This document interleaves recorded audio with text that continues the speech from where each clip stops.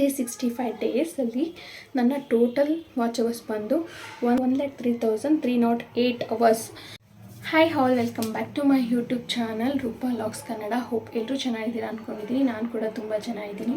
ಇವತ್ತಿನ ಕಮೆಂಟ್ ಪಿನ್ನನ್ನು ನಾನು ಲೆಫ್ಟ್ ಸೈಡಲ್ಲಿ ಇಮೇಜ್ ಹಾಕಿರ್ತೀನಿ. ದಯವಿಟ್ಟು ಆ ಚಾನಲ್ಗೆ ಹೋಗಿ ಸಪೋರ್ಟ್ ಮಾಡೋದ್ರ ಜೊತೆಗೆ ಆ ಚಾನಲ್ನ ಸಬ್ಸ್ಕ್ರೈಬ್ ಮಾಡ್ಕೊಳ್ಳಿ ಅಂತ ಹೇಳ್ತಾ ಇವತ್ತಿನ ವೀಡಿಯೋನ ಮುಂದುವರಿಸ್ತಾ ಇದ್ದೀನಿ. ಯೂಟ್ಯೂಬ್ ಚಾನಲ್ ಯಾರೆಲ್ಲ ಓಪನ್ ಮಾಡಿರ್ತೀರೋ ಅವ್ರಿಗೆ 4,000 ವಾಚ್ ಅವರ್ಸ್ ಕಂಪ್ಲೀಟ್ ಮಾಡೋದು ತುಂಬಾ ಕಷ್ಟ ಆಗಿರುತ್ತೆ. ತುಂಬ ಜನ 1,000 ಸಬ್ಸ್ಕ್ರೈಬರ್ನ ಈಸಿಯಾಗಿ ಕಂಪ್ಲೀಟ್ ಮಾಡ್ಕೋತಾರೆ. ಬಟ್ 4,000 ವಾಚ್ ಅವರ್ಸ್ನ ಕಂಪ್ಲೀಟ್ ಮಾಡೋಕ್ಕೆ ತುಂಬ ಕಷ್ಟಪಡ್ತಾ ಇರ್ತಾರೆ. ಯೂಟ್ಯೂಬ್ ಮಾನಿಟೈಸೇಷನ್ ಆಗಬೇಕು ಅಂದರೆ 4,000 ವಾಚ್ ಅವರ್ಸ್ ಜೊತೆಗೆ 1,000 ಸಬ್ಸ್ಕ್ರೈಬರ್ ಕಂಪ್ಲೀಟ್ ಆಗಿರಲೇಬೇಕು.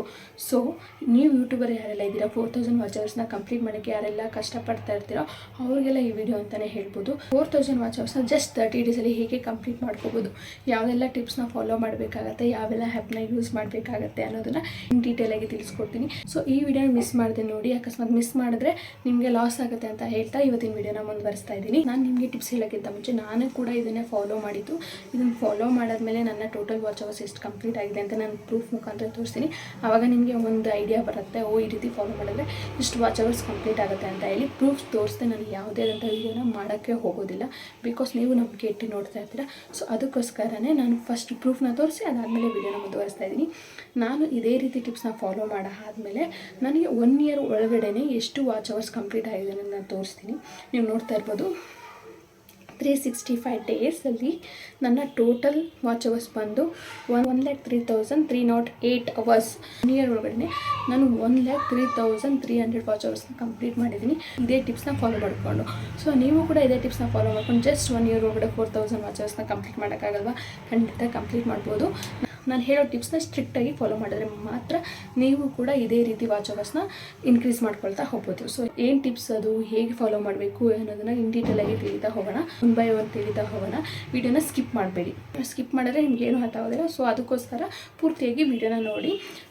1 by 1 ಹೇಳ್ತಾ ಹೋಗ್ತೀನಿ, ಆವಾಗ ನಿಮಗೆ ಈಸಿಯಾಗಿ ಅರ್ಥ ಆಗುತ್ತೆ. ನಾನು ಆಲ್ರೆಡಿ ನೋಟ್ ಮಾಡಿಟ್ಟಿದ್ದೀನಿ ಏನೇನು ಟಿಪ್ಸ್ ಅಂತ ಹೇಳಿ. ಸೊ 1 by 1 ನೋಡ್ತಾ ಹೋಗೋಣ. ಗೈಸ್, ಫಸ್ಟ್ ಒಂದು ಬಂದು ವೆರಿ ಇಂಪಾರ್ಟೆಂಟ್, ಕನ್ಸಿಸ್ಟೆನ್ಸಿ ರೂಲ್ಸ್. ಅಂದರೆ ನೀವು ಕನ್ಸಿಸ್ಟೆನ್ಸಿಯಾಗಿ ವಿಡಿಯೋ ಅಪ್ಲೋಡ್ ಮಾಡಬೇಕು. ನೀವು ಲಾಂಗ್ ವಿಡಿಯೋ ಆದರೂ ಅಪ್ಲೋಡ್ ಮಾಡಿ, ಶಾರ್ಟ್ ವಿಡಿಯೋ ಆದರೂ ಅಪ್ಲೋಡ್ ಮಾಡಿ, ಬಟ್ ಕನ್ಸಿಸ್ಟೆನ್ಸಿಯಾಗಿ ವಿಡಿಯೋನ ಅಪ್ಲೋಡ್ ಮಾಡಿ. 3 ವಿಡಿಯೋ ಆದರೂ ಲಾಂಗ್ ವಿಡಿಯೋನ ಅಪ್ಲೋಡ್ ಮಾಡಿ. ಆವಾಗ ನಿಮ್ಮ ವಾಚ್ ಅವರ್ಸ್ ಬೇಗನೆ ಕಂಪ್ಲೀಟ್ ಆಗುತ್ತೆ. ಜೊತೆಗೆ ಶಾರ್ಟ್ ವಿಡಿಯೋನು ಕೂಡ ಅಪ್ಲೋಡ್ ಮಾಡಬೇಕಾಗುತ್ತೆ. Short video optional but powerful. Short video upload ಮಾಡೋದು ಆಪ್ಷನಲ್ಲು ವಾಚ್ ಅವರ್ ಕಂಪ್ಲೀಟ್ ಆಗೋದಕ್ಕೆ. Because short video watch hours count ತೊಗೊಳ್ಳಲ್ಲ. ಬಟ್ ಶಾರ್ಟ್ ವಿಡಿಯೋ ಅಪ್ಲೋಡ್ ಮಾಡೋದ್ರಿಂದ ತುಂಬಾ ಹೆಲ್ಪ್ ಇದೆ. ಸೊ ನೀವು ಶಾರ್ಟ್ ವಿಡಿಯೋನ ಅಪ್ಲೋಡ್ ಮಾಡೋದು ನಿಮಗೆ ಆಪ್ಷನಲ್, ಬಟ್ ಅಪ್ಲೋಡ್ ಮಾಡಿದ್ರೆ ತುಂಬ ಪವರ್ಫುಲ್ ಆಗಿರುತ್ತೆ. ಸೊ ಸೆಕೆಂಡ್ ಒಂದು ಬಂದು ಲೆಂತಿ ವಿಡಿಯೋ. ಗೈಸ್, ನೀವು ಯಾವುದೇ ಆದಂಥ ವೀಡಿಯೋನ ಅಪ್ಲೋಡ್ ಮಾಡಿದ್ರು ಕೂಡ ಅದು ವಿಡಿಯೋ ಲೆಂತ್ ಸ್ವಲ್ಪ ಜಾಸ್ತಿ ಇರಲಿ. ನೀವು 3 minutes 4 minutes ವೀಡಿಯೋ ಅಪ್ಲೋಡ್ ಮಾಡಿದ್ರೆ ಖಂಡಿತ ನೀವು ವಾಚ್ ಅವರ್ನ ಕಂಪ್ಲೀಟ್ ಮಾಡೋಕ್ಕೆ ತುಂಬಾ ಕಷ್ಟಪಡಬೇಕಾಗುತ್ತೆ. ನಿಮ್ಮ ಆಡಿಯನ್ಸು 10 ರಿಂದ 15 ನಿಮಿಷ ಇರೋಂಥ ವೀಡಿಯೋನ ಜಸ್ಟ್ 6 to 8 minutes ನೋಡಿದ್ರೆ ಸಾಕು. ವಾಚ್ ಅವರ್ಸ್ ತುಂಬ ಸ್ಟ್ರಾಂಗ್ ಆಗಿ ಇರುತ್ತೆ. ನೆಕ್ಸ್ಟ್ ಒಂದು ಸೀರೀಸ್ ಕಂಟೆಂಟ್ ಲೈಕ್ ಇವಾಗ ಯೂಟ್ಯೂಬ್ ಸ್ಟಾರ್ಟ್ ಮಾಡಿರೋ ಆಗಿರ್ಬೋದು, ಮುಂಚೆಯಿಂದನೂ ಸ್ಟಾರ್ಟ್ ಮಾಡಿರೋರು, ಫೇಮಸ್ ಆಗಿರೋರು ಈ ಟಿಪ್ಸ್ನ ಖಂಡಿತ ಫಾಲೋ ಮಾಡ್ತಾನೆ ಇರ್ತಾರೆ. ಏನಪ್ಪ ಅಂದರೆ ಸೀರೀಸ್ ಕಂಟೆಂಟ್. ಒಂದು ಕಂಟೆಂಟ್ ವಿಡಿಯೋನ ಪಾರ್ಟ್ ವೈಸ್ ಆಗಿ ಅಪ್ಲೋಡ್ ಮಾಡೋದು. ಪಾರ್ಟ್ 1, ಪಾರ್ಟ್ 2, ಪಾರ್ಟ್ 3 ಈ ರೀತಿ ಅಪ್ಲೋಡ್ ಮಾಡೋದ್ರಿಂದ ವಾಚ್ ಅವರು ಬೇಗ ಕಂಪ್ಲೀಟ್ ಆಗುತ್ತೆ. ತುಂಬ ಜನ ಈ ರೀತಿ ಸೀರೀಸ್ ಕಂಟೆಂಟ್ನ ಮಾಡ್ತಿರ್ತಾರೆ. Like YouTube tips Kannada. ಇದನ್ನು ಒಂದೇ ವಿಡಿಯೋದಲ್ಲಿ ಹೇಳೋದಕ್ಕಿಂತ 2 ವಿಡಿಯೋದಲ್ಲಿ ಹೇಳಿದ್ರೆ ವಾಚ್ ಅವರ್ಸ್ ಡಬಲ್ ಆಗುತ್ತೆ. ಇದರಿಂದನೂ ಕೂಡ ನೀವು ಬೇಗನೆ ವಾಚ್ ಅವರ್ಸ್ನ ಕಂಪ್ಲೀಟ್ ಮಾಡ್ಕೋಬೋದು. ಸೊ ಈ ಟಿಪ್ಸ್ ಕೂಡ ತುಂಬ ಇಂಪಾರ್ಟೆಂಟ್ ಆಗಿರುತ್ತೆ. ಇದನ್ನು ಕೂಡ ಫಾಲೋ ಮಾಡಿ. ನಿಮ್ಮ ವಿಡಿಯೋದಲ್ಲಿ ಏನು ಸ್ಟ್ರಾಂಗ್ ಪಾಯಿಂಟ್ ಇರುತ್ತೋ ಅದನ್ನು ಸ್ಟಾರ್ಟಿಂಗಲ್ಲೇ ಹೇಳಿಬಿಡಿ. ಸೊ ಆವಾಗ ಆಡಿಯನ್ಸು ನಿಮ್ಮ ವಿಡಿಯೋಗಳ ಬಗ್ಗೆ ಅಟೆನ್ಷನ್ನ ಕೊಡ್ತಾರೆ. ನೀವು ಲಾಸ್ಟಲ್ಲಿ ನಿಮ್ಮ ವಿಡಿಯೋ ಕಂಟೆಂಟ್ ಹೇಳಿದ್ರೆ ಆಡಿಯನ್ಸು ಬೇಗ ಸ್ಕಿಪ್ ಮಾಡೋ ಚಾನ್ಸಸ್ ಇರುತ್ತೆ. ಸೊ ಸ್ಟಾರ್ಟಿಂಗಲ್ಲೇ ನಿಮ್ಮ ವಿಡಿಯೋ ಕಂಟೆಂಟ್ ಏನಿದೆ ಅದನ್ನು ಆಡಿಯನ್ಸ್ಗೆ ತಲುಪಂಗೆ ಮಾಡಿ. ಇಂಟ್ರೊಡಕ್ಷನ್ನ ಲಾಂಗ್ ಮಾಡಬೇಡಿ. ಇದೊಂದು ಟಿಪ್ಸ್ ಅಂತಲೇ ಅಂದ್ಕೊಳ್ಳಿ. ತುಂಬ ಇಂಟ್ರೊಡಕ್ಷನ್ನ ಕೊಡೋಕ್ಕೆ ಹೋಗಬೇಡಿ. ಸಿಂಪಲಾಗಿ ಇಂಟ್ರೊಡಕ್ಷನ್ ಕೊಟ್ಟು ಬೇಗನೆ ನಿಮ್ಮ ಟಾಪಿಕ್ನ ಹೇಳ್ತಾ ಬನ್ನಿ. ಆವಾಗ ಆಡಿಯನ್ಸ್ ಅಟೆನ್ಷನ್ ಕೂಡ ಪಡ್ಕೋಬೋದು. ನೆಕ್ಸ್ಟ್ ಒಂದು 6th one very important, shorts. ಏನಪ್ಪ ಶಾರ್ಟ್ಸ್ ಬಗ್ಗೆ ಹೇಳ್ತಾ ಇದ್ದೀನಿ ಅಂತೀರಾ? ಶಾರ್ಟ್ ವಿಡಿಯೋನ ವಾಚ್ ಅವರ್ಸ್ ಕಂಪ್ಲೀಟ್ ಆಗಲ್ಲ, ಬಟ್ ವಾಚ್ ಅವರ್ಸ್ ಕಂಪ್ಲೀಟ್ ಆಗೋಕ್ಕೆ ಶಾರ್ಟ್ ವಿಡಿಯೋ ತುಂಬಾ ಹೆಲ್ಪ್ ಮಾಡುತ್ತೆ. ಅದು ಹೇಗಪ್ಪ ಅಂತಂದರೆ ಹೆಲ್ಪ್ ಮಾಡುತ್ತೆ. ಶಾರ್ಟ್ ವಿಡಿಯೋ ನೋಡೋದ್ರಿಂದ ಆಡಿಯನ್ಸು ನಿಮ್ಮ ಲಾಂಗ್ ವಿಡಿಯೋ ಕೂಡ ನೋಡೋ ಚಾನ್ಸಸ್ ತುಂಬಾ ಇರುತ್ತೆ. 99% ಶಾರ್ಟ್ ವಿಡಿಯೋ ನೋಡಿರೋರು ಲಾಂಗ್ ವಿಡಿಯೋನು ಕೂಡ ನೋಡ್ತಾರೆ. ಸೊ ಅದರಿಂದನೇ ನೀವು ಶಾರ್ಟ್ ವಿಡಿಯೋನ ಮಿಸ್ ಮಾಡದೆ ಅಪ್ಲೋಡ್ ಮಾಡಿ. ಡೈಲಿ 1 or 2 ಶಾರ್ಟ್ ವೀಡಿಯೋನ ಅಪ್ಲೋಡ್ ಮಾಡಿ ಅಲ್ಲಿ ಡಿಸ್ಕ್ರಿಪ್ಷನಲ್ಲಿ ನಿಮ್ಮ ಲಾಂಗ್ ವೀಡಿಯೋ ಲಿಂಕ್ನ ಪೋಸ್ಟ್ ಮಾಡಿ. ಖಂಡಿತ ಅಲ್ಲಿ 100 ಜನ ಶಾರ್ಟ್ ವೀಡಿಯೋ ನೋಡಿದರೆ ಮಿನಿಮಮ್ 40 ಮೆಂಬರ್ಸ್ ಆದರೂ ನಿಮ್ಮ ಲಾಂಗ್ ವೀಡಿಯೋನ ನೋಡ್ತಾರೆ. ಸೊ ಆದ್ರಿಂದಲೇ ಶಾರ್ಟ್ ವೀಡಿಯೋ ತುಂಬ ಇಂಪಾರ್ಟೆಂಟ್ ಆಗುತ್ತೆ ವಾಚ್ ಅವರ್ಸ್ನ ಕಂಪ್ಲೀಟ್ ಮಾಡೋಕ್ಕೆ. ನೆಕ್ಸ್ಟ್ ಒಂದು ಬಂದು ಥಂಬ್ನೇಲ್ ಆ್ಯಂಡ್ ಟೈಟಲ್ ಫಾರ್ಮುಲಾ. ಇದು ವೆರಿ ಇಂಪಾರ್ಟೆಂಟ್ ಆಗುತ್ತೆ. ನೀವು ಏನೇ ಕಂಟೆಂಟ್ ಮಾಡಿದ್ರು, ಎಷ್ಟೇ ಕ್ಲಾರಿಟಿಯಾಗಿ ವಿಡಿಯೋ ಮಾಡಿದ್ರು, ಎಷ್ಟೇ ವಾಯ್ಸ್ ಕ್ಲಾರಿಟಿ ಆಗಿದ್ರು, thumbnail and title very important ಆಗುತ್ತೆ. ಅದ್ರ ಮೇಲೆ ನಿಮ್ಮ ವಿಡಿಯೋ ಎಷ್ಟು ರೀಚ್ ಆಗುತ್ತೆ ಅನ್ನೋದು ಡಿಪೆಂಡ್ ಆಗಿರುತ್ತೆ. ನೀವು ಕರೆಕ್ಟಾಗಿ ಥಂಬ್ನೇಲ್ ಮಾಡ್ತು ಅಂದರೆ 50% ಸಕ್ಸಸ್ ಆಗಿದ್ರಿ ಅಂತಲೇ ಅರ್ಥ.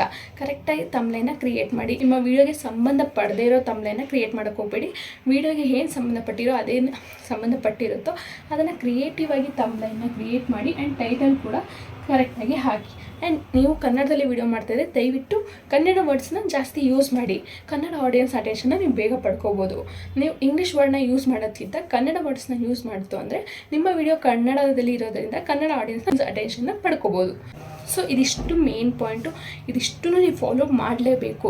ನೀವು ಯೂಟ್ಯೂಬ್ ಚಾನಲ್ ಕ್ರಿಯೇಟ್ ಮಾಡಿದ್ದೀರಾ ಅಂದರೆ ಇದಿಷ್ಟು ಪಾಯಿಂಟ್ನ ನೀವು ಫಾಲೋ ಮಾಡಲೇಬೇಕು. ಇದರಿಂದಲೇ ನಿಮ್ಮ ವಾಚ್ ಅವರ್ಸ್ ಡಬಲ್ ಆಗೋದು, ಬೇಗ ಕಂಪ್ಲೀಟ್ ಕೂಡ ಆಗೋದು. ಇದು ಬಿಟ್ಟು ಇನ್ನೇನೆಲ್ಲ ಟಿಪ್ಸ್ ಇದೆ ಅನ್ನೋದನ್ನು ನಾನು ತಿಳಿಸ್ತಾ ಹೋಗ್ತೀನಿ. ಸೊ ಇದು ಬಿಟ್ಟು ಏನೆಲ್ಲ ಟಿಪ್ಸ್ನ ಫಾಲೋ ಮಾಡಬೇಕಂದ್ರೆ end screen and play list, ಇದು ಕೂಡ ತುಂಬ ಇಂಪಾರ್ಟೆಂಟ್ ಆಗುತ್ತೆ. ಎಂಡ್ ಸ್ಕ್ರೀನಲ್ಲಿ ನೀವು ಹೇಳಬೇಕಾಗಿರೋದು ಒಂದೇ ವರ್ಡ್, ಇದನ್ನು ಮಿಸ್ ಮಾಡಬೇಡಿ ಅಂತ ಹೇಳಿ ಎಂಡ್ ಸ್ಕ್ರೀನಲ್ಲಿ ನಿಮ್ಮ ಒಂದು ವೀಡಿಯೋ ಸಜೆಷನ್ ಆಗಿತ್ತು ಅಂದರೆ ತುಂಬ ಜನ ಕ್ಯೂರಿಯಾಸಿಟಿಯಿಂದ ಆ ವಿಡಿಯೋನ ಕ್ಲಿಕ್ ಮಾಡಿ ನೋಡೋ ಚಾನ್ಸಸ್ ಜಾಸ್ತಿ ಇರುತ್ತೆ. ಸೊ ಅದಕ್ಕೋಸ್ಕರ end screen and play list ವಿಡಿಯೋನ ಕ್ರಿಯೇಟ್ ಮಾಡಿ. ಆವಾಗ ನಿಮ್ಮ ಒಂದು ವಿಡಿಯೋ ಆಡಿಯನ್ಸ್ ನೋಡ್ತಾ ಇತ್ತು ಅಂದರೆ ನೆಕ್ಸ್ಟ್ ವಿಡಿಯೋ ಆದಾಗ ಅದೇ ಸಜೆಷನ್ ಆಗ್ತಾ ಹೋಗುತ್ತೆ ಆಡಿಯನ್ಸ್ಗೆ. ಅದರಲ್ಲಿ ತುಂಬ ಜನ ನೆಕ್ಸ್ಟ್ ವಿಡಿಯೋನ ಕ್ಲಿಕ್ ಮಾಡಿ ನೋಡೋ ಚಾನ್ಸಸ್ ಇರುತ್ತೆ. ಅದರಿಂದ ವಾಚ್ ಅವರ್ಸ್ ಕೂಡ ಜಾಸ್ತಿ ಆಗುತ್ತೆ. ಸೊ ಗೊತ್ತಾಯ್ತಲ್ಲ, ಪ್ಲೇ ಲಿಸ್ಟ್ನ ರೆಡಿ ಮಾಡೋದ್ರಿಂದ ಏನೆಲ್ಲ ಯೂಸ್ ಆಗುತ್ತೆ ಅಂತ ಹೇಳಿ. ನೆಕ್ಸ್ಟ್ ಬಂದು ಆಡಿಯೋ ಆ್ಯಂಡ್ ವಿಡಿಯೋ ಕ್ಲಾರಿಟಿ. ಇದು ಕೂಡ ಸ್ವಲ್ಪ ಇಂಪಾರ್ಟೆಂಟ್ ಆಗುತ್ತೆ. ವಿಡಿಯೋಗಿಂತ ಆಡಿಯೋ ಕ್ಲಾರಿಟಿ ತುಂಬಾ ಇಂಪಾರ್ಟೆಂಟ್ ಆಗುತ್ತೆ. ನಿಮ್ಮ ಹತ್ರ ಏನಾದರೂ ಸ್ವಲ್ಪ ಬಜೆಟ್ ಇತ್ತು ಅಂದರೆ ಅಫೋರ್ಡಬಲ್ ಪ್ರೈಸಲ್ಲಿ ಇರುವಂಥ ಮೈಕ್ನ ಪರ್ಚೇಸ್ ಮಾಡಿ ಒಳ್ಳೆ ಆಡಿಯೋ ಕ್ಲಾರಿಟಿನ ಕೊಡ್ತು ಅಂದರೆ ಆಡಿಯನ್ಸು ನಿಮ್ಮ ವೀಡಿಯೋನ ಜಾಸ್ತಿ ಟೈಮ್ ನೋಡ್ತಾರೆ. ಆಡಿಯೋ ಏನಾದರೂ ಕಸಿ ಬಿಸಿ ಇತ್ತು ಅಂದರೆ ಸ್ಕಿಪ್ ಮಾಡೋ ಚಾನ್ಸಸ್ ಜಾಸ್ತಿ ಇರುತ್ತೆ. ಸೊ ವಿಡಿಯೋ ಕ್ಲಾರಿಟಿನೂ ಇರಬೇಕು, ಅದ್ರ ಜೊತೆಗೆ ಆಡಿಯೋ ಕ್ಲಾರಿಟಿ ತುಂಬಾ ಇಂಪಾರ್ಟೆಂಟ್ ಆಗುತ್ತೆ. ಸೊ ಇದು ಎರಡೂ ಇತ್ತು ಅಂತಂದರೆ ನಿಮ್ಮ ವೀಡಿಯೋಗಳು ತುಂಬ ಜನಕ್ಕೆ ರೀಚ್ ಆಗೋ ಚಾನ್ಸಸ್ ಜಾಸ್ತಿ ಇರುತ್ತೆ. ನೆಕ್ಸ್ಟ್ ಬಂದು ಬ್ಯಾಕ್ಗ್ರೌಂಡ್ ಕೂಡ ಒಂದೊಂದ್ಸಲ ಇಂಪಾರ್ಟೆಂಟ್ ಆಗುತ್ತೆ. ಸಿಂಪಲ್ ಬ್ಯಾಕ್ಗ್ರೌಂಡ್ನ ಕ್ರಿಯೇಟ್ ಮಾಡಿಕೊಂಡು ನೀವು ವಿಡಿಯೋ ಮಾಡಿದರೆ ಅಂದರೆ ವಿಡಿಯೋ ಅಟ್ರಾಕ್ಟಿವ್ ಆಗಿ ಕಾಣುತ್ತೆ, ಆಡಿಯನ್ಸ್ ಕ್ಯೂರಿಯಾಸಿಟಿ ಕೂಡ ಜಾಸ್ತಿ ಆಗುತ್ತೆ. ಸೊ ಸಿಂಪಲ್ ಬ್ಯಾಕ್ಗ್ರೌಂಡ್ನ ಕ್ರಿಯೇಟ್ ಮಾಡ್ಕೊಳ್ಳಿ. ನೆಕ್ಸ್ಟ್ ಬಂದು ಪ್ರೋ ಟಿಪ್ಸ್ ಅಂತಲೇ ಹೇಳ್ಬೋದು. ಇದನ್ನು ಇಂಗ್ಲೀಷ್ ಕ್ರಿಯೇಟರ್ಸ್ನ ಫಾಲೋ ಮಾಡಬೇಡಿ.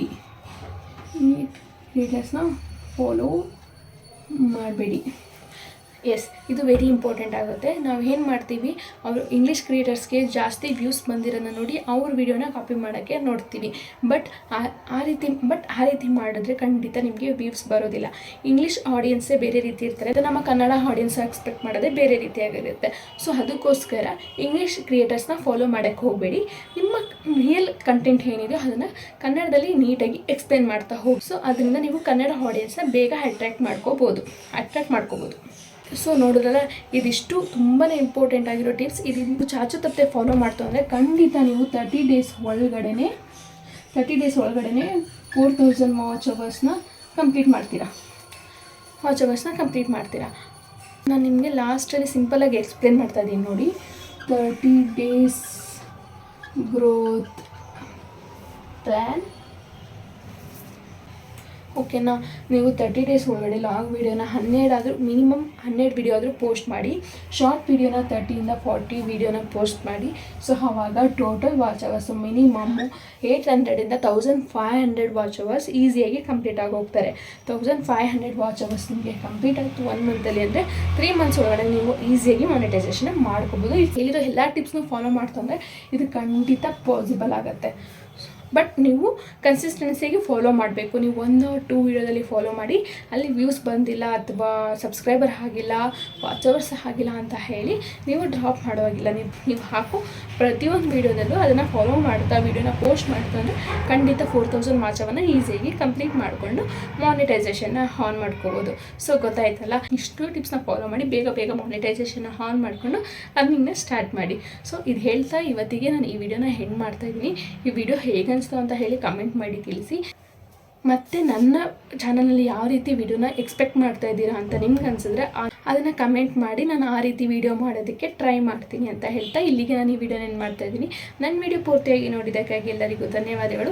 ಮತ್ತೆ ಸಿಗ್ತೀನಿ ಇನ್ನೊಂದು ವಿಡಿಯೋ ಜೊತೆಗೆ. ಅಲ್ಲಿವರೆಗೂ ಟೇಕ್ ಕೇರ್.